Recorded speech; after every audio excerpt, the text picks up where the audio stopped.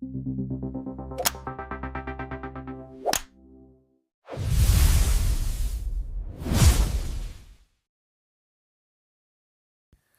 भाई लोग, आज हम बात करने वाले हैं लुक किस्म के चैप्टर नंबर 172 के बारे की। आज की वीडियो की शुरुआत में हम देखते हैं जब जीहो जेम्स और डैनियल को थर्ड फ्लोर से धक्का दे देता है तो वो दोनों के दोनों नीचे गिर रहे होते हैं और जैसे ही वो दोनों जमीन में जाके टकराते हैं हम देखते हैं जो मोटा वाला डैनियल होता है अपनी नींद से उठ जाता है। इसका साफ साफ मतलब ये है कि जो हैंडसम वाला डैनियल है जमीन में गिर के अनकॉन्शियस हो चुका है और मोटा वाला डैनियल अभी बहुत ही ज्यादा घबराया हुआ होता है क्योंकि अभी उसने मौत एक्सपीरियंस करी होती है। डैनियल अभी डर के मारे पसीने से तरबतर होता है। इसके बाद डैनियल भागता भागता उस जगह पे जाता है जहाँ पे उसकी हैंडसम वाली बॉडी के साथ ये हादसा हुआ होता है और अभी जो ये जगह होती है यहाँ पे अभी बहुत ज्यादा भीड़ होती है। यहाँ पे अभी एम्बुलेंस भी आ चुकी होती है और यहाँ पे डिटेक्टिव लोग भी पहुँच चुके होते हैं ताकि इस मामले की छानबीन कर सके। अभी जो हॉस्पिटल का स्टाफ होता है जेम्स और डैनियल को स्ट्रेचर पे लेटा रहे होते हैं। ये जो सारे के सारे लोग होते हैं बहुत ही प्रेशर भरे माहौल में एक दूसरे से बोल रहे होते हैं, हे, क्या वो दोनों होश में है? इसके बाद दूसरा बंदा कहता है, नहीं सर वो होश में नहीं है। इसके बाद दूसरा बंदा कहता है, अबे गधे पहले उसकी गर्दन को सही से रख, क्या होगा अगर उसकी गर्दन के पीछे और कमर में गहरी चोटें आई होंगी। इसके बाद दूसरा बंदा कहता है,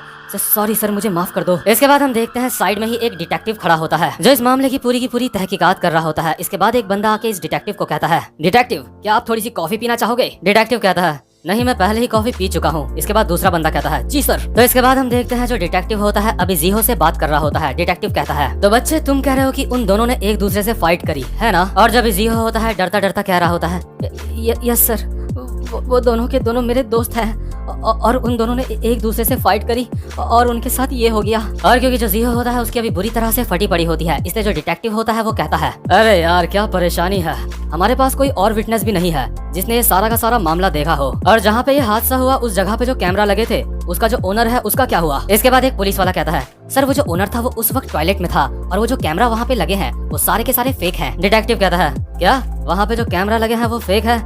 ये साले बिजनेसमैन कभी भी नहीं सुधरने वाले। लेकिन जो जीहो होता है डरते डरते अपने मन में सोच रहा होता है, मैंने किसी भी बारे में झूठ नहीं बोला, वो दोनों सच में आपस में लड़े थे और वो दोनों के दोनों मेरे दोस्त भी हैं। जेम्स भी मेरा दोस्त है। मैंने बस डिटेक्टिव को इतना नहीं बताया कि मैंने क्या करा। मैंने यहाँ पे कुछ भी झूठ नहीं बोला है। मुझे लगता है वो दोनों मरेंगे नहीं, लेकिन अगर वो दोनों मर गए तो क्या होगा? कि क्या मैं एक मर्डरर बन जाऊंगा? अगर ऐसा हुआ तो मैं कह दूंगा कि मैंने जो कुछ भी करा सेल्फ डिफेंस में करा है। मुझे लगता है डिटेक्टिव को ये बात पता नहीं चलेगी कि मैंने क्या करा है।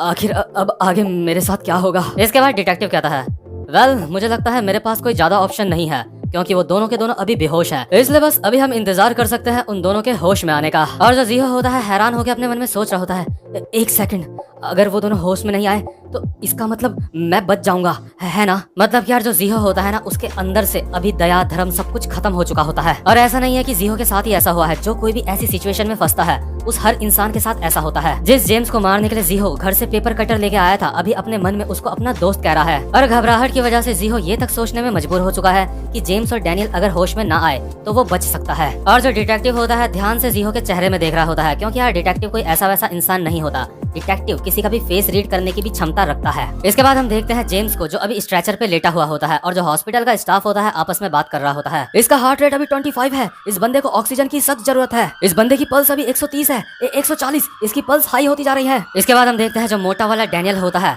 लोगों की भीड़ के बीच से ये सब कुछ देख रहा होता है और वो अभी काफी ज्यादा हैरान होता है क्योंकि वो अपनी नजरों के सामने अपनी दूसरी वाली बॉडी को देखता है जो बहुत ही बुरी तरह से जख्मी होती है। हैंडसम वाले डैनियल को भी अभी स्ट्रेचर के ऊपर लेटा के ले जाया जा रहा होता है और हैंडसम वाले डैनियल के शूज, पैंट, हाथ हर जगह खून ही खून होता है। मोटा वाला डैनियल अपनी दूसरी बॉडी को इस हालत में देख के सीधा भाग के कोशिश करता है उसके पास जाने की, लेकिन जो वहाँ पे पुलिस वाले होते हैं वो डैनियल को रोक लेते हैं। पुलिस वाले कहते हैं, हे रुक जाओ, तुम इस तरह से अंदर नहीं जा सकते। और मोटा वाला डैनियल हैरान होकर अपने मन में कह रहा होता है, वो मैं हूँ, लेकिन वो मैं हूँ। इसके बाद हमें हैंडसम वाले डैनियल का फेस दिखाया जाता है और फेस देख के हमें साफ पता चल रहा होता है कि डैनियल काफी बुरी तरह से जख्मी है। इसके बाद जो हॉस्पिटल का स्टाफ होता है आपस में बात कर रहे होते हैं, हे क्या तुमने इस बंदे की पल्स चेक करी? जल्दी से इलेक्ट्रोकार्डियोग्राम चेक करो, जल्दी से कुछ एपनेफ्राइन लेके आओ। और यार ये जो चीजें मैंने अभी कही ये सारी की सारी मेडिकल फील्ड की चीजें हैं तो इसलिए चिंता मत करना ये सोच के कि आखिर ये चीजें हैं क्या। और अगल बगल में जो पुलिस वाले होते हैं आपस में बोल रहे होते हैं, क्या इन दोनों लड़कों की पहचान हो पाई है कि ये दोनों कौन हैं? दूसरा बंदा कहता है, सर हम पता लगा रहे हैं कि इन दोनों के पेरेंट्स कौन हैं। इसके बाद दूसरा बंदा कहता है, क्या इनके मोबाइल नंबर कुछ भी इन्फॉर्मेशन मिली इनके बारे में? इसके बाद दूसरा बंदा कहता है,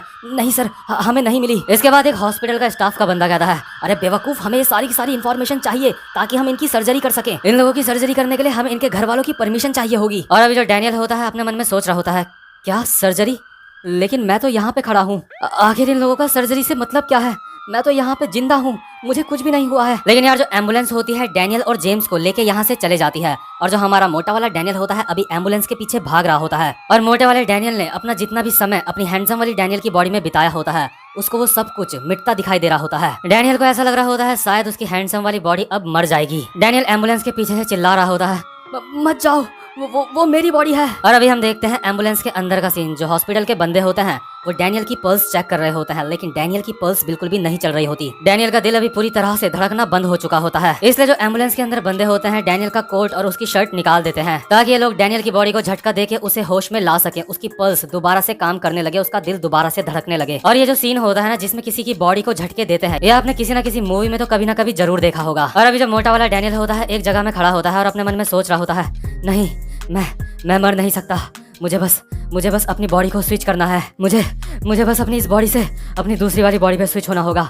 इसलिए जो डैनियल होता है अपना सर सीधा जमीन में मारता है ताकि उसकी मोटी वाली बॉडी बेहोश हो जाए। और वहीं दूसरी तरफ जो एम्बुलेंस के अंदर बंदे होते हैं वो डैनियल की बॉडी को लगातार झटके दिए जा रहे होते हैं, लेकिन इसका डैनियल के ऊपर कोई भी असर नहीं हो रहा होता। एम्बुलेंस के अंदर वाला बंदा कहता है, ये काम नहीं कर रहा है, क्या तुम तैयार हो? हमें ये दोबारा करना होगा। और जैसे जैसे ये लोग डैनियल की बॉडी को झटके दे रहे होते हैं, वैसे वैसे जो मोटा वाला डैनियल होता है अपना सर जमीन में पटके जा रहा होता है। मोटा वाला डैनियल अपने मन में कह रहा होता है, डैनियल पार्क, होश में आओ तुम। और फाइनली इसके बाद हम देखते हैं जो हमारा हैंडसम वाला डैनियल होता है उसकी पल्स काम करने लगती हैं। लेकिन इसके बाद सीन शिफ्ट होता है और हम देखते हैं हानिल को, जो अभी मोटे वाले डैनियल के स्टोर के बाहर बैठी होती है और अपने मन में सोच रही होती है, सच में काफी ज्यादा ठंडा है, आखिर पिगी यहाँ पे क्यों नहीं है? क्या इन सर्दियों में ये पहला स्नोफॉल हो रहा है? आखिर वो पिगी अपने स्टोर में क्यों नहीं? हमें दिखाया जाता है जे हाई स्कूल का सीन, जहाँ पे जो वास्को होता है वो कहता है, लो डैनियल, इसे पी लो, तुम हॉस्पिटल से डिस्चार्ज हो गए हो, मुझे इस बात की काफी ज्यादा खुशी हुई है। और हम देखते हैं जो डैनियल होता है एक लोहे की रॉड का सहारा लेके खड़ा होता है, क्योंकि थर्ड फ्लोर से गिरने के बाद डैनियल को काफी ज्यादा चोट आई होती है।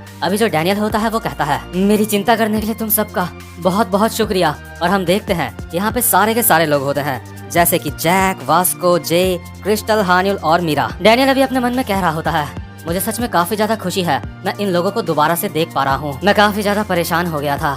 इसके बाद हम देखते हैं जो लोगन ली होता है डैनियल के पीछे से आता है और डैनियल के कंधे में हाथ रख के कहता है, ओए छपरी, तू कैसा है? बधाई हो, तू हॉस्पिटल से डिस्चार्ज हो गया है, चला साथ में स्टोर चलते हैं। और डैनियल हैरान हो गया, अपने मन में सोच रहा होता है, आखिर ये इंसान मुझसे इस तरह से बात क्यों कर रहा है? ये तो मेरा दोस्त नहीं था। लेकिन इसके बाद बहुत ही हैरानी वाली बात होती है, हैंडसम वाले डैनियल के होते हुए हम यहाँ पे मोटे वाले डैनियल को देखते हैं, और जो मोटी वाली क्रिस्टल होती है मोटे वाले डैनियल को कहती है, हे, क्या तुम भी हमारे साथ आना चाहते हो? मुझे ये नहीं पता था, लेकिन आखिर तुम हो कौन? हे, क्या ये बंदा तुम लोगों का दोस्त है? इसके बाद बाकी लोग कहते हैं, मुझे नहीं पता ये कौन है। और जब ये मोटा वाला डैनियल होता है हैंडसम वाले डैनियल को देख के अपने मन में सोच रहा होता है, आखिर ये सब कुछ क्या चल रहा है? इसके बाद जो हैंडसम वाला डैनियल होता है हमारे मोटे वाले डैनियल के सर पे हाथ रखता है और कहता है, चलो तुम भी हमारे साथ चलो, तुम्हारे पैसे मैं दे दूंगा। और अभी जो मोटा वाला डैनियल होता है हैंडसम वाले डैनियल की शक्ल पे देख के काफी ज्यादा हैरान हो रहा होता है, और जो हैंडसम वाला डैनियल होता है वो कहता है, क्या मैं इसका मतलब ना समझूं? तुम हमारे साथ नहीं आना चाहते? खैर जो भी हो, चलो हम लोग चलते हैं। और जो हैंडसम वाला डैनियल होता है वो यहाँ से जाने लगता है, और जो मोटा वाला डैनियल होता है पीछे खड़ा होके अपने मन में सोच रहा होता है, आखिर मेरी दूसरी वाली बॉडी यहाँ पे क्यों है? और क्या ये सारे के सारे लोग मुझे छोड़ के जा रहे हैं? लेकिन वो शरीर मेरा है, वो इंसान डैनियल नहीं है, वो एक बहरूपिया है, असली डैनियल मैं हूँ। और हम देखते हैं जो हैंडसम वाला डैनियल होता है अभी मोटे वाले डैनियल की तरफ देख रहा होता है, और हैंडसम वाले डैनियल के चेहरे पे एक डेविल वाली स्माइल होती है। लेकिन इतने में ही जो मोटा वाला डैनियल होता है अपनी नींद से जाग जाता है, मतलब कि जो कुछ भी अभी उसने देखा वो एक सपना था। यानी कि जो मोटा वाला डैनियल होता है जब वो सड़क में अपना सर पटक रहा होता है ये सोच के कि उसकी मोटी वाली बॉडी बेहोश हो जाएगी और उसको होश आएगा उसकी हैंडसम वाली बॉडी पे, तो उस वक्त ऐसा नहीं हुआ होता। डैनियल सर पटकते पटकते वहीं पे बेहोश हो गया होता है सड़क में। डैनियल के माथे से अभी खून निकल रहा होता है और वो अपने मन में सोच रहा होता है, बहुत समय बाद ये मेरा एक पहला ड्रीम है, मुझे काफी समय से कोई भी सपना नहीं आया था। लेकिन एक सेकंड, क्या ये एक सपना था? क्या सच में ये एक सपना था?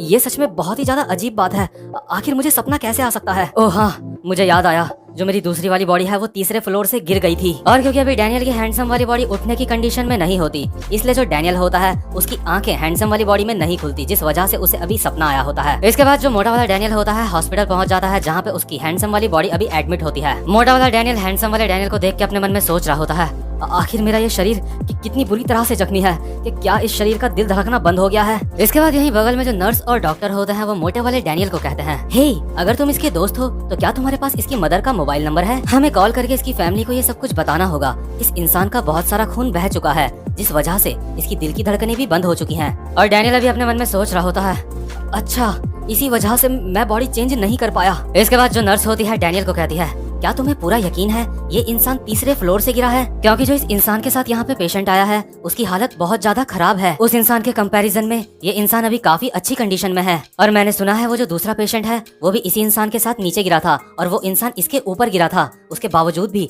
ये जो इंसान है इसकी हालत उस इंसान से काफी ज्यादा अच्छी है। मैंने अपने पूरे करियर में इस इंसान की जैसी बॉडी किसी की भी नहीं देखी है। कि क्या ये इंसान कोई एथलीट है? जब तक ये इंसान यहाँ पे ठीक से होश में नहीं आता तब तक हम इसका अच्छी तरह से ध्यान रखेंगे। पहले इस इंसान की हालत सच में काफी ज्यादा खराब थी, लेकिन अब ये पहले से काफी ज्यादा बेहतर हो चुका है। मुझे लगता है हम इसका ऑक्सीजन मास्क भी अब निकाल सकते हैं। और मोटा वाला डैनियल अपने मन में सोच रहा होता है, मैं नहीं मरा, भगवान का बहुत बहुत शुक्रिया है इस बात का। इसके बाद जो डॉक्टर और नर्स होते हैं ये दोनों की दोनों लड़कियां आपस में बात कर रही होती हैं। डॉक्टर कहती है, खैर जो भी हो, क्या पुलिस ने हमें इस बंदे की आइडेंटिटी दे दी है? इसके बाद नर्स कहती है, नहीं अभी तक उन्होंने आइडेंटिटी नहीं दी है। इसके बाद डॉक्टर कहती है, अगर हमें इस बंदे का इलाज करना है तो हमें इसके किसी फैमिली मेंबर की जरूरत पड़ेगी। और जो मोटा वाला डैनियल होता है हैरान होकर अपने मन में सोच रहा होता है कि क्या आइडेंटिटी?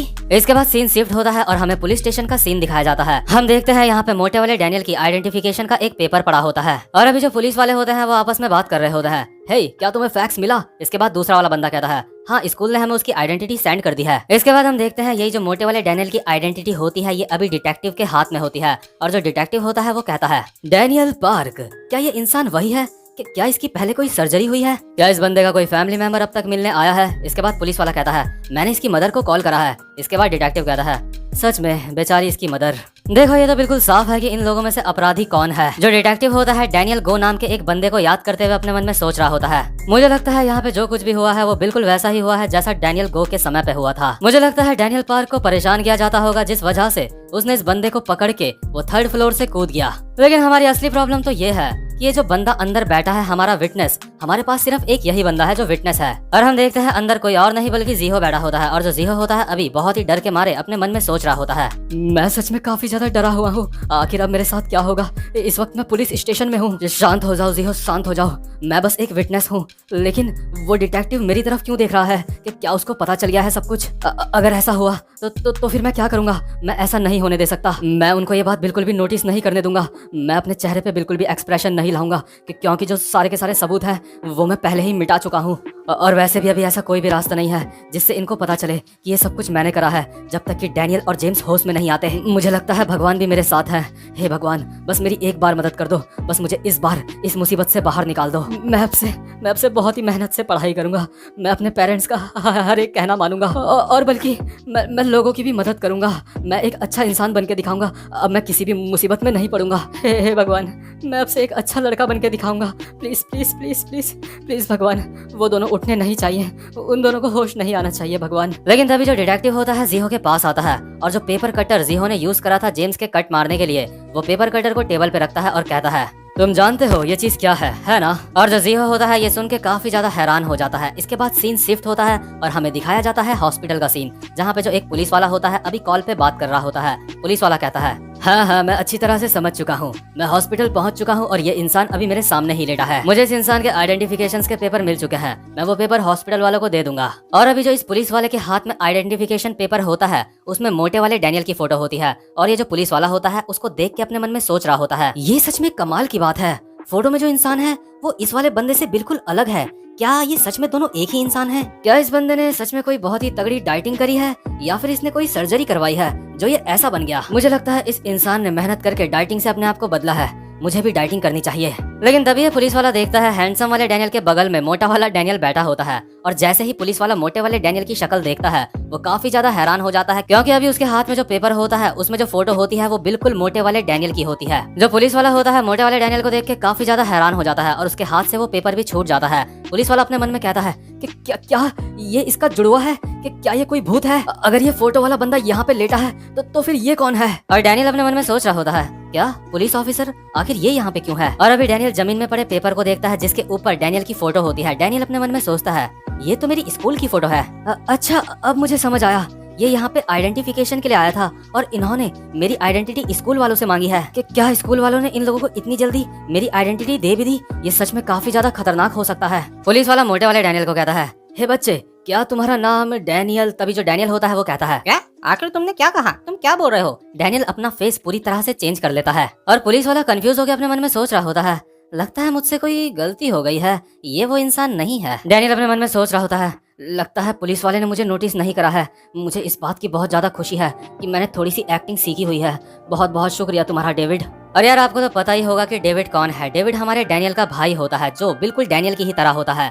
जब भी वो मार खाता है वो अपना चेहरा ऐसे ही बदल लेता है ताकि उसको कोई पहचान ना पाए। जब भी डैनियल होता है अजीब सा चेहरा बना के कहता है, मुझे हल्का होने जाना है, मुझे बाथरूम जाना है, चलो मैं चलता हूँ। और अपने मन में सोच रहा होता है, अब मुझे चुपचाप से यहाँ से शांति से निकल जाना है। लेकिन जैसे ही डैनियल यहाँ से जा रहा होता है तभी हम देखते हैं सामने से डैनियल की मदर आ जाती है और वो कहती है, मेरे बच्चे, मेरे बेबी, तुम कैसे हो? डैनियल की मदर की आंखों से भी आंसू आ रहे होते हैं और वो रोते रोते कहती है, वो लोग कह रहे हैं कि तुम कोमा में हो, तुम ठीक तो हो बेटा? और जो डैनियल होता है अपने मन में सोच रहा होता है, क्या मदर यहाँ पे क्या कर रही है? अब मैं क्या करूँ? और यार जो पुलिस वाला होता है वो भी ये देख लेता है कि ये जो औरत है वो इस बंदे को डैनियल पार्क कह के बुला रही है। जो पुलिस वाला होता है वो कहता है, एक्सक्यूज मी मैम, क्या अभी अभी आपने कहा डैनियल पार्क? क्या ये जो बेड पे अभी बंदा पड़ा है इस बंदे का नाम डैनियल पार्क है? इसके बाद जो डैनियल की मदर होती है कहती है, आखिर तुम झूठ क्यों कह रहे हो? मेरा बेटा तो मेरे साथ है। इसके बाद पुलिस वाला कहता है, आप डैनियल पार्क की मदर हो ना जो जे हाई स्कूल में पढ़ता है? इसके बाद डैनियल की मदर कहती है, हाँ तुमने बिल्कुल सही कहा,